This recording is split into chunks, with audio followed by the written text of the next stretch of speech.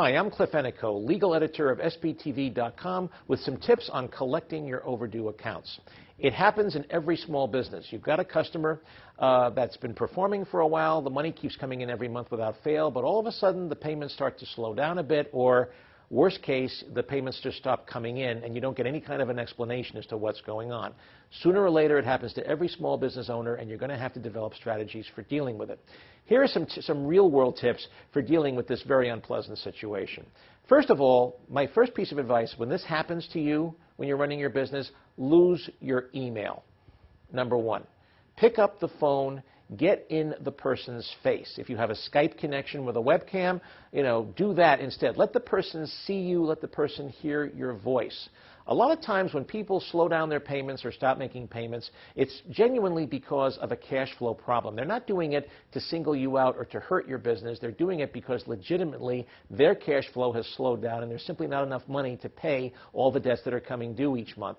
By hearing your voice, by letting them know that there's a human being at the other end of the line, that you're depending on this payment to run your business, and also, too, that you're sympathetic with that person's situation, it'll make the conversation a lot more pleasant. It won't be antagonistic or confrontational. It'll be more of a, look, we both have a problem here. We're both good people. How do we deal with this? How do we move forward? I guarantee that by doing that 7 or 8 times out of 10, you'll be able to work out something with the person that will enable you to stay in business and enable that other person to meet their obligations to you. So, for example, working out a payment schedule, or maybe agreeing to a longer term of payment that the person can meet. A human contact is always best in these situations. Too many people go directly to email or to nasty attorney's letters, and really all they're doing there is turning off what once was a good customer and may be a good customer again if they're handled in the right way. Never go directly to confrontation. Try to see if you can work something out informally. If that doesn't work, however, then it's time to go legal. And there are 2 steps to the process. Number one, have your attorney draft what's called a demand letter. This is a very simple letter. It's 2 pages long. Most lawyers have standard boilerplate forms for these that basically says, please be advised that our invoice, number 12345 for $100 is now past due. Please be advised that interest is accruing at the rate of umpty-ump% per annum. And if we are not paid within the next 10 days after you receive this letter, we will have no choice but to commence all legal action against you. That's called a demand letter. We used to call those, back when I worked on Wall Street, we used to call those 4F letters, for fee, fi, fo, fum. I'm coming to get you, sucker. And that's what we used to call those kind of letters. Have your attorney draft it. Have your attorney send it as well. Because letters from a law firm tend to have a lot more impact than letters on just your improvised stationery. People take it seriously when they see that you've actually gone to the trouble of hiring an attorney to actually do the demand letter. So by all means, send the demand letter. What happens if the client still doesn't respond? Well, these days you really only have one recourse, which is to sue in small claims court. And you should not hesitate to do this, by the way. Suing in small claims court is actually a lot easier than you think. I've actually done one other segment for SBTV.com on surviving small claims court, which you might want to listen to.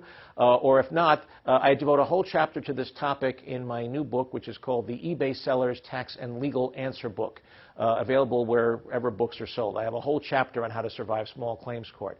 But here in a nutshell is what you do. Bring an action in small claims court, and always bring it where the client is located, never where you're located. And there are 2 reasons for this. When you bring an action in small claims court, they serve process on the client, and they do it exactly the way they would do in any other lawsuit. They send a guy around, usually it's a state trooper or a judicial cop, who actually goes to the client's home, usually while they're sitting down eating dinner. He's got a gun, he's got a Smokey the Bear hat on, and he scares the bejesus out of everybody, is what he does. Mr. So-and-so, you're being served with a lawsuit. Pow! Trust me, that gets attention. 9 times out of 10, when they serve process like that, you will get a call from the client the very next minute, trying to work something out, because this client does not want the publicity and the bother of a local small claims court proceeding. The second reason why you want to sue somebody where they're located and not where you're located is because then you can have somebody write a very solid press release and send it to all the local newspapers in the county where this business is located saying, local business person sued for internet fraud. Let me tell you something. Before I was a lawyer, I was a reporter for a small-town newspaper. I used to kill for stories like that. I always was looking for headlines like that. So don't do it yourself. Have somebody close to you write a really solid press release, saying about a local business is being sued for breach of contract, whatever, and send that around to all of the local newspapers in the county where the client is located. Believe me, you'll get some attention. Last but not least, folks, and I always have to say this whenever I talk on this topic, be realistic here. If we're talking about a very small amount of money, always keep, and if the client is not somebody you rely on to keep your business going and operational, use common sense. There is something that's more valuable than money, believe it or not, and that is your time. If someone owes you $25 and is blowing you off, and it's going to take you 5 hours to solve this problem and get justice, you have to ask yourself, how much is your time worth? Well, I don't know, but I'll bet you it's worth a lot more than $5 an hour.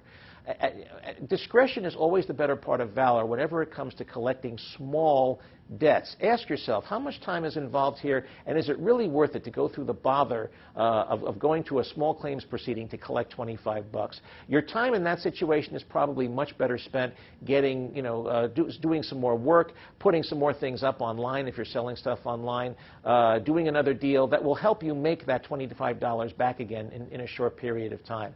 Spending lots of time chasing small debts is almost invariably counterproductive in the long run. Don't do it. By the way, the IRS does allow you to write off bad debts, too, when they happen. I'm Cliff Ennico for SBTV.com.